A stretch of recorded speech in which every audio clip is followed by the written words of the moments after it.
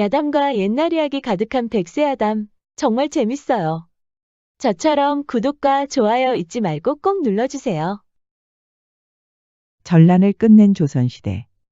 전국에는 여전히 전란의 잔해가 여기저기 흩어져 있었습니다. 전쟁을 끝내고 돌아온 장군 이강은 돌아갈 고향이 없었답니다. 고향은 이미 쑥대밭이 되었고 남은 사람들은 복구 작업에 여념이 없었습니다. 수많은 전투로 심신이 지친 이강은 그런 고향에 큰 미련이 없었지요. 그렇게 방황을 하다가 이름이 없는 어느 고을의 자리를 잡았습니다. 이 고을은 전쟁통에도 상대적으로 큰 피해를 입지 않았답니다. 시장은 고향보다 훨씬 활기찼고 고을 사람들도 모두 인심이 좋았지요. 무엇보다 이강이 여기 머무르고 싶었던 특별한 이유가 있었습니다. 여기에 바로 과부들이 많이 살고 있던 것이었지요. 마침 이 고을에서는 전쟁 때문에 치안이 많이 안 좋았답니다. 툭하면 왈패들이 시장에 쳐들어와 자릿세를 걷어가는 것이었지요. 옳거니 이것이 기회로구나. 이강은 왈패들을 무찌르고 고을 사람들의 마음을 얻기로 하였습니다. 이강 정도면 자릿세를 걷어가는 왈패들은 식은 죽 먹기였지요. 예상대로 왈패들은 이강을 보더니 겁을 먹고 도망을 치는 것이었습니다. 전쟁통에서 살아 돌아온 장군이니 왈패들도 눈치를 채고 싸움조차 걸지 않은 것이었지요. 그리하여 이강은 고을 사람들로부터 큰 신임을 얻었습니다. 고을 사또는 전쟁통에 피난만 다녔던 약골이었지요. 사실상 이강이 이 고을의 왕이 된 셈이었습니다. 이제 과부들을 한 명씩 만나 보자꾸나. 이강은 만면의 미소를 지었습니다. 이제 이 고을에서는 무서울 것이 없었지요. 시장 상인들을 괴롭히던 상인들도 얼마 가지 않아 이강의 부하들로 들어왔습니다. 부하들도 이강의 의중을 알게 되면서 여기저기 있는 어여쁜 과부들에 대해 알려주곤 하였지요. 이강은 흡족하였습니다. 그러던 어느 날이었습니다. 고을의 유일한 사찰에서 한 젊은 남자가 내려왔습니다. 하산을 하고 돌아온 이 남자는 형각. 전쟁통에도 사찰을 지켰던 유일한 남자였지요. 큰 스님은 감격하여 형각이 속세로 떠나는 일을 크게 말리지 않았습니다. 현가가 너라면 분명히 속세에서도 크게 성공할 것이야. 너의 그 큰 배포라면 어디를 가서도 굶어 죽지는 않을 것이다. 현가가 꼭 성공하거라. 형각은 그렇게 사찰을 떠나 고을로 내려왔습니다. 전쟁통에도 고을 사람들을 위로했던 형각이었지요. 그러니 어디를 가도 형각을 반기는 것이었습니다. 게다가 얼굴까지 잘생겼으니 고을 여인들의 마음도 사로잡은 것이었지요. 이제 하산한 사람이니 혼담을 넣고 싶어하는 집들도 많았답니다. 형각의 유명세는 얼마 가지 않아 이강의 귀에도 들어갔습니다. 고을 여인들의 마음을 모두 사로잡으려고 했던 이강은 시기심이 난 것이었지요. 멀리서 지켜본 형각의 생김새는 남자가 봐도 부러울 지경이었습니다. 불안한 이강은 부하들을 통해 형각의 동태를 보고받았습니다. 예상대로 형각은 고을 여인들의 인기를 한몸에 받고 있었습니다. 감히 저 어린 것이. 그런데 이게 무슨 일인지 이강에게 놀라운 소식이 전해졌습니다. 바로 형각이 이강의 부하가 되고 싶다고 찾아온 것이었지요. 소인, 이번 전쟁을 통해 깨달은 것이 있습니다. 무엇을 깨달았단 말인가? 제가 비록 부족한 소승이었으나 부처님의 가르침에 따라 고을 사람들을 위로하였습니다. 하지만 그것만으로는 부족하다는 것을 깨달았습니다. 한 사람이라도 창과 칼을 들고 나가서 싸워야 했습니다. 사내로 태어나서 부끄러웠습니다. 늦게라도 저를 병사로 받아주십시오. 이강은 회심의 미소를 지었습니다. 그 열정은 갸륵하긴 하나 나의 병사가 된다는 것은 쉬운 일이 아니다. 버텨낼 재간이 자네에게 있겠나. 그동안 사찰에서 편안하게 지냈을 터인데 체력은 또 어쩌고. 그러면서도 이강은 이따 꼬드길 과부 생각에 신이 나 있었습니다. 전쟁으로 명성을 떨쳤던 장군이 이제는 호색한이 된 것이었지요. 그런데 형각은 자신감이 넘쳤습니다. 그 점은 염려하지 마십시오. 이런 날이 올 것이라고 믿고 충분히 준비했습니다. 형각은 전쟁통에도 체력 단련을 소홀히 하지 않았습니다. 사실 사찰을 지키면서도 고을 사람들의 목숨을 구한 일이 여러 번 있었지요. 형각의 주먹이 생각보다 강했던 것이었습니다. 이강은 형각을 부하로 받아들였습니다. 아주 모질게 굴어서 초장부터 기세를 꺾을 작정이었지요. 새벽부터 기와집 마당 청소를 시키고 머슴들이 해야 할 땔감에다 병사들이 쏘면서 버려진 화살들을 줍는 허드렛 일까지 시키는 것이었습니다. 형각은 당연히 자존심이 상할 수밖에 없었지요. 일부 병사들은 형각을 우습게 여겼습니다. 스님이면 그냥 사찰이나 지킬 것이지 뭐하러 속세에 와서 이런 허드렛 일을 하고 계시나. 너 방금 뭐라고 했어? 형각은 그만 분을 참지 못하고 병사와 몸싸움을 하였습니다. 이강은 옳다구나 하고 형각을 두들겨 패는 것이었습니다. 그러게 이놈아. 사찰이나 지킬 것이지. 속세에 왜 기어들어와서 이 망신을 당하는 게야? 형각은 장군의 훈육이라고 믿었지만 가슴속에 들끓는 분노는 억제할 수가 없었습니다. 이강은 형각이 밖으로 나오지도 못하게 창고 안에 가둬버렸습니다. 그래야 고을 여인들에게 눈독을 들이지 못하니까요. 그만큼 이강이 좁쌀 같은 사람이었지요. 그리고는 어여쁜 과부를 불러서 또 수작을 부리는 것이었습니다. 이러다 이강의 손길을 거치지 않을 과부가 없을 지경이었지요. 형각은 이강의 그런 숨은 이면을 모르고 창고 안에서 마음을 가라앉히고 있었습니다. 이렇게 속세에서 무너지면 안 된다. 이럴 때일수록 큰 스님의 가르침을 잊으면 아니 된다. 하지만 이강의 좁쌀 같은 행동은 거침이 없었습니다. 나중에는 병사들의 심부름까지 시키는 것이었지요. 병사들의 훈련에 쓰일 목도를 깎으라는 것이었습니다. 형각은 참다 못해 한마디 했습니다. 장군, 목도를 만드는 일은 병사가 할 일이 아니지 않습니까? 저도 훈련을 하게 해주십시오. 아직도 정신을 못 차렸구나. 그 흔한 허드렛 일도 못 참아서 병사와 몸싸움을 하였거늘. 그래가지고 무슨 전쟁에 나가겠다는 게냐. 너 그런 정신머리로 나가면 하루도 못 가서 목숨을 잃을 것이다. 형각은 몸싸움을 한 자신이 부끄러웠습니다. 이강의 말이 틀린 것은 아니니까요. 결국 형각은 자존심을 버리고 이강이 시키는 대로 모두 하기로 했습니다. 목도를 열심히 깎았고 땔감도 하라는 대로 계속 팼고 청소도 하라고 하면 다 했지요. 그러던 어느 날이었습니다.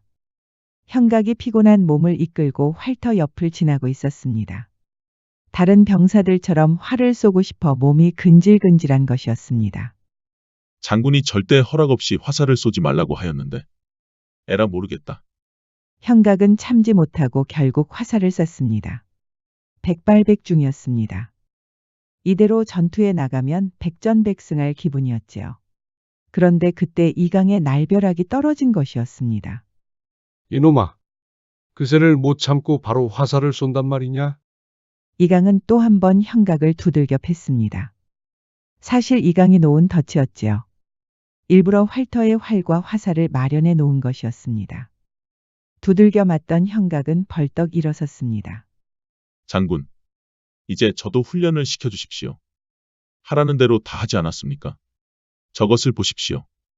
제가 쏜 화살이 모두 백발백중입니다. 이강이 쳐다보니 진짜 화살이 백발백중이었습니다. 순간 이강은 소름이 끼쳤습니다. 이대로 훈련을 시키면 분명히 자신을 뛰어넘는 장수가 될 것이 뻔해 보였습니다. 이강은 무서웠습니다. 이강은 더 듣지 않고 다시 형각을 창고에 가뒀습니다. 밥도 주지 않는 것이었지요. 그렇게 형각은 초주검이 돼서 연변장을 걷고 있습니다. 주변에는 병사들의 기합 소리가 들렸지요. 이제는 그런 기합 소리도 의미 없는 메아리처럼 들렸답니다. 그날 밤 형각은 이곳을 떠나기로 하였지요. 떠날 채비를 마치고 떠나려는데 이게 대체 무슨 일인지 형각의 눈이 휘둥그레졌습니다. 마침 이강이 머물고 있던 별채를 지나고 있었지요. 그 안에서 이상한 소리가 들리는 것이었습니다. 조심히 들어갔더니 이강과 과부가 같은 방에 있었습니다. 과부의 수줍어하는 웃음소리는 심신이 지친 이강마저 녹일 정도였지요. 저게 대체 무슨 짓이란 말인가? 전란으로 명성을 떨쳤던 장군께서 저렇게 방탕한 놈이었다니. 형각은 다시 짐을 방에 풀었습니다. 이대로 가면 너무 억울한 것이었지요. 이 망할 놈의 자식. 뒤에서는 저런 짓을 하면서 나한테는 그렇게 엄격했단 말인가. 형각은 그날 이후로 이강의 실체를 알게 되었습니다. 알고 보니 고을의 과부들이라는 과부들은 모두 만나고 다녔지요. 이강의 부하들도 얼굴 반반한 과부에게 매일 접근한 것이었습니다. 화가 난 형각은 주막에서 술을 퍼마셨습니다. 나쁜 놈의 자식. 감히 나와 같은 정승에게 이런 불경한 짓을 하다니. 너 같은 놈 때문에 나에게 이런 업보가 생기다니. 그때 열심히 음식을 나르던 주모가 형각 앞에 넘어지고 말았습니다. 아이고 총각 미안해요. 너무 바쁜지라. 그러다 형각과 주모가 눈이 맞았습니다. 주모는 얼굴이 새빨개졌지요. 이제 보니 형각 총각이 아니신가. 어찌 이렇게 혼자서 술을 퍼마시고 계신가. 주모가 상관할 바가 아니오. 이보시오 형각 총각. 너무 과음하지 말고 이따 나랑 같이 마시지. 나도 오늘 술이 좀 받을 것 같으니. 손님들이 나가고 형각은 주모와 술잔을 기울였습니다. 주모는 무슨 일로 그리 술이 당기시나. 어젯밤에 관심이 있는 사내가 날 부르지 않겠어. 그래서 옳다구나 하고 찾아갔지. 과부가 된 이후로 그렇게 뜨거운 밤을 보낸 건 처음이었지.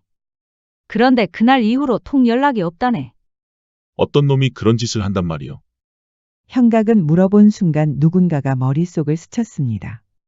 그리고 그 예감은 틀리지 않았지요. 이강 장군이지. 이 고을의 과부가 어디 한둘이요. 다들 들어보면 이강 장군한테 몸을 맡기고 싶다고 난리요. 형각은 또 한 번 분노하고 말았습니다. 이 방탕한 놈. 대체 어디까지 손을 댄 것이야. 그때 주모가 형각의 손을 잡는 것이었습니다. 이보시오 형각 총각. 그날 이후로 너무 외롭다오. 어떻게 좀 안 될까? 그렇게 형각은 얼떨결에 주모와 하룻밤을 보냈답니다. 복수심에 불탄 형각은 주막에서 나오면서 한 가지 꾀가 떠올랐습니다. 주모, 사실 장군께서는 주모를 그리워하고 계시오. 주모는 깜짝 놀랐습니다. 그게 무슨 말이오? 더 자세히 말씀해 보시오. 장군께서 체면이 있으시니 더 자세히 말할 수 있겠소. 그냥 주모 얘기를 넌지시 꺼내신 적이 있었소. 지금 생각해보니 다 주모가 그리웠던 게 아니겠소. 남자가 아쉬워 형각에게 몸을 맡긴 주모였습니다. 이강 장군이 그리워한다니 다시 가슴이 뜨거워지는 것이었지요. 그러다 형각 눈치를 보는 것이었습니다. 그럼 진작에 말을 좀 하지. 이렇게 실컷. 아니지. 하룻밤을 보내고 나서 말하면 어쩌나. 어제는 주모도 알다시피 내가 술에 취하지 않았소. 미안하게 됐소. 그렇게 형각은 다시 훈련장으로 돌아왔습니다. 그리고는 이강 앞에 이렇게 말하는 것이었습니다. 장군, 얼마 전에 아랫동네에 사는 김씨댁에서 장군 말씀을 했다고 하더이다. 방금 누구라고 하였느냐? 김씨댁이라고 하였느냐? 김 씨는 얼마 전에 이 고을로 이사를 온 과부였습니다. 이미 어여쁘다고 알려졌지요. 이강은 침을 꿀꺽 삼켰습니다. 형각은 그런 방탕한 이강이 보기만 해도 흉측하였지요. 형각은 소름 끼치면서도 꾹 참고 말을 이어갔습니다. 장군께서 손수 훈련병들을 챙겨준다는 소문을 들은 모양입니다. 얼마 전에도 고생한 훈련병들에게 삶은 닭고기를 내어주시지 않았습니까? 그 말씀을 듣고 감격한 게 아닐지요. 이강은 또 한 번 음흉한 미소를 지었습니다. 그럼. 내가 또 부하들을 챙겨주지 않고서는 못 배기는 인물이지. 그러다 형각과 눈이 마주치고 헛기침을 하는 것이었습니다. 매일 두들겨 맞고 창고에 갇힌 형각 때문에 머쓱한 것이었지요. 이강은 곧바로 부하들을 시켜서 삶은 닭고기를 내왔습니다. 형가가 어서 이것을 김씨댁에게 주도록 하거라. 가는 길에 너도 좀 먹고. 형각은 기가 찼습니다. 그동안 먹을 거 하나 안 주고 매일 허드렛 일만 시키며 두들겨 패던 인간이었으니 말이에요. 형각은 가는 길에 닭고기를 맛있게 씹어 먹었습니다. 그놈한테 이런 식으로 얻어먹을 줄은 꿈에도 몰랐구나. 정말 좀생이 같은 놈이야. 형각은 김씨댁의 집을 찾았습니다. 김과부는 듣던 대로 예쁜 미모를 가지고 있었지요. 형각도 순간 놀라서 침을 꿀꺽 삼켰답니다. 형각 총각이 아니십니까? 저를 아십니까? 그러자 김과부가 의미심장한 미소를 지었습니다. 형각 총각 모르면 여기서 소외되기 십상입니다. 과부들이 형각 총각을 많이 찾던데요. 그러면서 현각과 눈을 마주치는 것이 아니겠어요. 옳거니 걸려들었구나. 현각은 또 왜 이러는 걸까요? 설마 방탕한 이강에게 너무 맞아서 머리라도 이상해진 걸까요? 현각은 손에 들고 있던 닭고기를 보여주었습니다. 사실 이 고을에 이사를 오신 지 얼마 되지 않았는데 화답이 늦었습니다. 김과부는 닭고기를 보더니 씩 하고 웃는 것이 아니겠어요. 이게 다 무엇입니까? 설마 저를 위해서 이렇게 만들어 온 것입니까? 그렇다마다요. 이렇게 현각은 거짓말쟁이가 되어가는 걸까요? 저 역시 이 고을을 지키는 병사가 아닙니까? 전쟁통에 깨달은 것이 많았답니다. 김과부는 현각이 하산한 이야기를 듣고 크게 감탄하는 것이었습니다. 속세에 들어오신 연유가 단지 전쟁 때문이었습니까? 현각은 김과부의 의중을 알아챘지요. 물론 저 역시 여인을 안고 싶답니다. 그런데 저를 알아주는 여인이 없으니 설마 그럴 리가요. 이렇게 번듯한 총각한테 여인들이 눈길을 안 주다니. 모두 눈이 어떻게 된 모양이네. 김과부는 수줍은 미소를 지었습니다. 하지만 현각은 급할 이유가 없었습니다. 이미 김과부 마음을 빼앗았다고 자신하는 것이었지요. 현각은 이강에게 돌아가 이렇게 말했습니다. 김씨댁에서 감사 말씀 전하셨습니다. 어찌 이리 음식 솜씨가 좋으냐며 좋아하더이다. 이강은 뛸 듯이 기뻐하는 것이었습니다. 그렇구나. 그럼 이 이강 장군을 뵈러 한번 찾아오시라고 하지 않았느냐? 저도 그 말씀을 넌지시 꺼냈습니다만 아무래도 고을에 오신 지 얼마 되지 않았고 과부의 몸이라서 조심스러울 수밖에 없지 않겠습니까? 그러니 장군께서 보양식을 좀 더 챙겨주시는 것이 어떻습니까? 그러자 이강은 다시 부하들을 불렀습니다. 이번에는 장조림과 소고기 묵국까지 만들었지요. 현각은 김과부에게 줘야 할 장조림을 맛있게 먹고 쾌재를 불렀습니다. 덕분에 아주 맛있게 먹는구나 이놈아. 현각은 이강 놀리는 재미에 푹 빠진 것이었습니다. 김과부는 장조림과 소고기 묵국에 놀라고 말았지요. 장조림은 현각이 너무 많이 먹어서 소분하였답니다. 어머 어쩜. 현각 총각은 어찌 이리 음식 솜씨가 좋단 말입니까? 사실 사찰에 있을 때 음식 솜씨가 많이 들었답니다. 또 거짓말. 현각은 사찰에 있을 때 밥만 열심히 지었답니다. 요리 실력이 너무 없어서 큰 스님한테 많이 혼났지요. 어쩔 때는 큰 스님이 부엌을 드나들 정도였습니다. 김과부는 그런 사정도 모르고 현각에게 계속 호감이 생기는 것이었습니다. 오늘은 맛있게 드시는 것을 보고 가야겠습니다. 제가 이 장조림과 소고기 묵굿을 먹는 것을 보시겠다고요? 어째서요? 이강 장군께서 꼭 보고 오라고 하셨습니다. 그래도 고을에 새로 오신 분에게 드리는 화답인데 마땅히 음식이 입맛에 맞는지 확인하라고 하셨습니다. 전에 주셨던 닭고기도 정말 맛있게 먹었습니다. 이번 것도 당연히 맛있겠지요. 김과부는 수줍은 미소를 지으며 음식을 입에 넣었지요. 현각은 김과부의 기품 있는 자세 하나하나에 넋이 나갈 정도였습니다. 이대로 가지 않고 김과부를 안고 싶었지요. 김과부도 눈치를 챘을까요? 여종을 불러서 전통주 하나를 내오는 것이 아니겠어요. 손님을 이대로 돌려보내드리는 것은 예의가 아닌 것 같습니다. 그러니 어서 받으시지요. 술을 마셨다고 하면 장군님께서 별로 안 좋아하실 겁니다. 제가 드렸다고 하면 오히려 좋아하실 겁니다. 그렇게 현각은 술을 한 모금씩 마시기 시작했습니다. 김과부도 한 잔씩 들어가더니 점점 얼굴이 빨개지는 것이 아니겠어요. 저는 어릴 때부터 부모를 여의고 절로 들어갔습니다. 상처를 극복하고자 그냥 막무가내로 들어간 것이었지요. 정말 힘들었답니다. 마음에도 없는 성부를 바란다고 얼마나 고생을 하였는지. 얘기를 듣던 김과부는 괜히 눈물이 나는 것이었습니다. 모두가 다 그런 삶을 사는 것이 아니겠어요. 저 역시 너무 어린 나이에 혼인을 했지 뭐예요. 시댁에서 신랑이 몸이 안 좋다는 것을 감쪽같이 숨겼답니다. 저는 신랑 품에 제대로 안겨보지도 못하고 혼자가 되었지요. 김씨댁의 이야기를 듣고 보니 저와 비슷한 아픔이 있으신 것 같습니다. 서로 원치 않는 삶을 살다가 여기까지 온 것 같습니다. 그러니 서로 위로도 할 수 있지 않겠습니까? 현각 총각.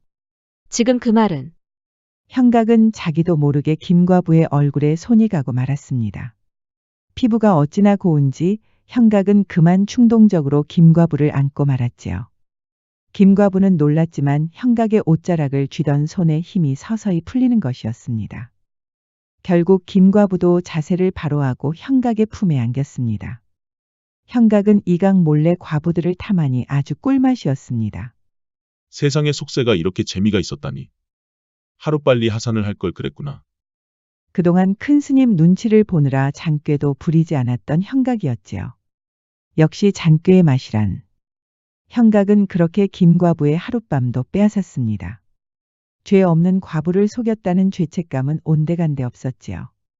그런데 이게 무슨 일인지. 다음 날 아침에 형각의 미간을 찌푸리게 하는 일이 있었습니다. 바로 이강의 목소리였지요. 형각은 깜짝 놀랐습니다. 김과부는 여전히 새근새근 자고 있었습니다. 이강이 이른 시간에 김과부를 찾은 것이었습니다. 이강의 쩌렁쩌렁한 목소리가 울려 퍼졌습니다. 그러니 김과부도 깰 수밖에 없었지요. 형각은 당황할 수밖에 없었습니다. 지금 이대로 이강과 김과부가 만나면 본인이 했던 거짓말이 모두 들통이 날 테니까요. 형각이 그렇게 안절부절 못하는 중에 이강이 집으로 들어왔습니다. 김과부의 허락도 없는데 막무가내로 들어온 것이었습니다. 그때 김과부가 깨어난 것이었지요. 지금 누가 온 겁니까? 이강 장군입니다. 김과부는 깜짝 놀랐지요. 얼른 옷부터 입어야 하니까요. 수세에 몰린 형각은 김과부의 손을 덥석 잡았습니다. 대체 형각은 무슨 생각일까요? 김과부는 마당으로 나와 이강과 만났습니다. 이제야 김시댁을 만나 뵙는군요. 저 역시 명성이 드높은 이강 장군을 뵙게 돼서 반갑습니다. 그런데 어인일로 오셨는지. 그야 제가 보내드린 닭고기와 그리고 그 뭐더라. 좁쌀 같은 이강은 자기가 보내준 음식도 제대로 기억 못하고 있었지요. 하루빨리 김시댁을 안고 싶은 마음뿐이었습니다. 장조림과 소고기 묵국 말씀이십니까? 맞습니다. 그거는 잘 드셨는지 궁금하여 이렇게 이른 아침에 한 걸음으로 달려왔소. 김과부는 미소를 짓더니 이렇게 말하는 것이었습니다. 형각 총각을 통해서 잘 받았습니다. 장군 음식 솜씨가 소문대로더군요. 이게 대체 무슨 일일까요? 사실 형각은 자신이 살기 위해 이강을 이용한 것이었습니다. 사실 김시댁에게 못한 말이 있습니다. 사실 이강 장군은 김시댁이 아는 그런 사내가 아니오. 이 고을 과부들 중에 그놈의 손길을 거치지 않은 여인이 없을 정도라오. 사연을 들은 김과부는 기겁하는 것이었습니다. 제가 드렸던 음식들은 사실 제가 한 것이 아닙니다. 속여서 송구합니다. 김시댁이 이강 장군의 또 다른 희생양이 되는 것을 원치 않았소. 그래서 제가 바보같이 이런 짓을. 김과부는 이미 형각에게 마음을 빼앗겼지요. 하룻밤을 보냈으니 이제 형각의 여인이라고 믿은 것이었습니다. 그리하여 형각의 뜻대로 이강을 속이기로 한 것이었지요. 장군께 감사의 뜻으로 식사를 대접하고 싶습니다. 이강은 그런 일도 모르고 옳다구나 하고 좋아하는 것이었습니다. 쇠뿔도 당김에 빼라고 바로 오늘 밤은 어떻소? 저야 좋지요. 김과부는 그날 밤에 이강의 집을 찾았습니다. 이강은 부하들을 재촉하여 더 푸짐한 음식을 내왔습니다. 장군께서 그토록 부하들을 아끼신다고 하던데 한번 확인할 수 있는지요? 이강은 당황하였습니다. 사실 이강에게 모진 훈련을 받던 터라 다들 지쳐 있었지요. 사실 이강은 질투심과 시기심이 많아서 자기보다 잘났거나 잘생긴 사내만 보면 괴롭히는 것이었습니다. 형각만 피해자가 아니었지요. 김과부는 눈치를 채고 이렇게 말하였습니다. 제가 자주 마시는 전통주를 가져왔습니다. 한잔 하시죠. 그렇게 이강은 김과부가 주는 술을 홀짝홀짝 마시더니 금방 취하는 것이었습니다. 그러니 김과부를 안고 싶은 욕심이 그득한 것이었지요. 장군은 멀리서 봐도 장부의 기운이 느껴지더이다. 가까이서 보니 어깨와 가슴이 아주 우람하십니다. 이강은 도저히 참을 수가 없었습니다. 그 못된 손버릇이 다시 나온 것이었지요.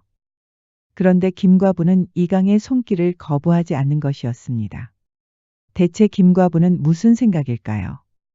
그렇게 하룻밤이 지나고 이강이 깨어났습니다. 그런데 이게 무슨 일인지. 이강 옆에 아무도 없는 것이었습니다. 분명히 어젯밤에 김과부를 안고 누웠는데 말이에요. 그런데 옆에 웬 종이가 있는 것이었습니다. 장군이시여. 이 몸은 장군의 것이 아닙니다. 장군의 과오를 거울처럼 비치고자 했을 뿐입니다. 이 고을의 많은 여인들이 장군의 욕망에 무너졌다고 들었습니다. 저는 그 고통의 끝자락에서 왔답니다. 부디 부끄러운 줄 아신다면 이 고을에서 떠나 남은 생을 자성하고 사십시오. 이강은 화들짝 놀라고 말았습니다. 그런데 이게 또 무슨 일인지. 밖에서 여인들이 싸우는 소리가 들리는 것이었습니다. 밖으로 나가보니 주막 주모와 옆 동네에 사는 과부가 몸싸움을 하는 것이 아니겠어요. 알고 보니 서로 이강을 질투하느라 싸움이 난 것이었습니다. 이것도 모두 형각의 계략이었답니다. 주모에게 이강이 그리웠다고 말한 일을 기억하실 겁니다. 사실 주모뿐만 아니라 다른 과부에게도 찾아가 이강이 그리워한다고 말해준 것이었지요. 그러니 이강에게 마음을 품은 과부들이 서로 안 좋은 감정이 쌓여가고 있었습니다. 그렇게 이강의 평판은 급속도로 나빠졌답니다. 김과부가 이사를 간 것도 모두 이강 때문이라는 말이 떠돌았지요. 이강은 좌절하고 말았습니다. 훈련병들도 모두 낯뜨거워서 연병장에 아무도 오지 않았답니다. 불만이 있던 훈련병들은 칼과 창을 던져버리고 나왔습니다. 이강은 활터 앞에서 펑펑 울고 있었습니다. 그때 형각이 나타났습니다. 장군, 그동안 그렇게 절 괴롭히시더니 아주 꼴 좋습니다. 이강은 고개를 들지 못했습니다. 김과부가 남긴 편지가 계속 머릿속에서 맴돌고 있었습니다. 형각의 조롱도 가슴 아팠습니다. 결국 이 고을을 떠나야 했지요. 그렇게 이강은 사라졌고 형각이 이 고을의 장군이 되었습니다. 형각은 이제 무서울 것이 없었지요. 고을 사람들도 그동안 이강 밑에서 고생한 형각을 위로하는 것이었습니다. 그리고 형각에게 마음을 줬던 김과부도 돌아왔습니다. 이강이 떠날 때까지 잠시 고을 밖에서 머물고 있었지요. 모두 형각과 짜고 친 것이었습니다. 형각 총각한테 이제 장애물은 없소. 한평생 내가 총각에게 몸을 맡겨도 되겠소. 그야 당연하죠. 이제 김시댁은 나만 믿고 계시오. 그렇게 김시댁은 형각 품에 안겼습니다. 형각은 눈치도 보지 않고 김시댁 집에 드나들었습니다. 낮에는 병사들을 훈련시키고 밤에는 김시댁에 몰래 갔지요. 그렇게 1년이 지났습니다. 거만해진 형각은 훈련병에게 점점 모질게 굴었지요. 지쳐서 나가 떨어진 사람도 있었고 형각에게 분노해서 창과 칼을 던져버린 사람도 있었습니다. 그리고 형각에 대한 나쁜 소문이 돌기 시작했습니다. 형각이 고을 과부들을 건드리고 있다는 소문이었지요. 김시댁은 도저히 믿을 수가 없었습니다. 이강 장군이 떠난 지가 언제라고. 아닐 거야. 설마 형각이 이강처럼 그런 짓을 하다니. 하지만 불길한 예감은 맞아떨어지고 말았습니다. 이강을 쫓아내기 위해 장꾀를 부리다가 자기도 물들어버린 것이었지요. 오히려 이강보다 더 방탕한 행동도 서슴지 않았답니다. 이강의 손길을 거치지 않은 과부가 없을 정도였지요. 고을 밖에서 평생 반성하기로 했던 이강의 귀에도 들어간 것이었습니다. 이강은 분노하여 1년 만에 고을로 돌아왔습니다. 사람들은 이강을 보고 화들짝 놀랐지요. 이강과 제외한 형각은 우쭐했습니다. 아이러니하게도 이곳이 바로 이강과 형각이 처음 만났던 그 장소였습니다. 이제 일반 백성이 되신 양반이 여기는 무슨 일로 오셨소? 이놈이, 정녕 니놈이 한 짓을 모르겠느냐? 그것이 뭐라고 이렇게 호들갑이요? 그리고 고을 밖으로 나가서 평생 반성하신다는 양반이 무슨 낯짝으로 다시 돌아온 게요? 이놈이 아주 기고만장이로구나. 니놈 말대로 명성을 떨쳤던 장군으로서 한평생 반성할 마음을 갖췄느니라. 그동안 나의 과오를 되새기며 눈물도 많이 흘렸지. 이 고을에서 내가 쌓은 업적이 모두 무너져 내렸으니 얼마나 허망하단 말이냐. 그런데 이놈아, 너는 어찌 1년 만에 이렇게 방탕해졌느냐? 나는 고을의 왈패들을 쓰러뜨리면서 그 자리까지 간 것이니라. 높은 자리에 올라가니 게으르고 나태해지는 것은 이해하나 너는 어찌 이렇게 빠르단 말이냐? 엄청 빠르구나 이놈아. 이것이 다 당신 때문이야. 무엇이라? 이게 왜 나 때문이냐? 당신이 나를 그렇게 모질게 대하지만 않았어도 그런 장꾀도 부리지 않고 열심히 훈련했을 것이야. 그러면 당신처럼 장군이 돼서 명성을 떨쳤을 것이다 이 말이야. 이놈이, 그게 어찌 내 탓이란 말이냐? 나를 밀어내고 그 자리에 올랐으면 열심히 했어야지. 뭐가 그렇게 급하다고 1년을 못 버티느냐? 다 당신 때문이야. 당신. 그렇게 두 사람은 치고받고 싸우기 시작하였지요. 그리고 두 사람을 쭉 지켜본 사람이 있었으니 바로 김과부였습니다. 김과부 뒤로는 동네 사람들이 많이 모여 있었지요. 둘 다 아주 지랄을 하고 있네. 김과부는 이미 관가에 고발한 상태였습니다. 이강과 형각은 그렇게 관가에 끌려가 모진 매를 맞아야 했지요. 두 사람 다 고을 밖으로 쫓겨났고 평생 과부가 많이 사는 이 고을에는 한 발자국도 내디디지 못하였답니다. 이강은 다시 산으로 올라가 남은 여생을 반성하고 살았답니다. 형각은 아직 혈기왕성한 젊은이라서 그런지 여기저기 고을에 다니면서 과부를 꼬시고 있었습니다. 그러다 고을 사내들에게 들켜서 두들겨 맞는 것이었지요. 결국 형각도 산에 올라 평생 반성하면서 살기로 했습니다. 그렇게 몇 년이 지나고 이강과 마주친 것이 아니겠어요. 두 사람 모두 사찰에서 지내다가 우연히 만난 것이었습니다. 부끄럽고 창피한 두 사람은 모른 척하고 지나갔답니다. 자승자박이라는 말이 있지요. 자기의 줄로 자기 몸을 올가 묶는다는 뜻입니다. 이강과 형각은 잘못을 뉘우치고 다시 초심으로 돌아갈 수 있을까요? 지금까지 백세야담 6번째 이야기였습니다. 백세야담 많이 사랑해주세요. 구독과 좋아요, 알림 설정도 잊지 마시고 꼭 눌러주세요. 애정이 담긴 댓글도 많이 부탁드립니다. 야담과 옛날 이야기 가득한 백세야담 어떠셨나요? 앞으로도 재밌고 감동적인 이야기가 가득하니 많이 기대해주세요.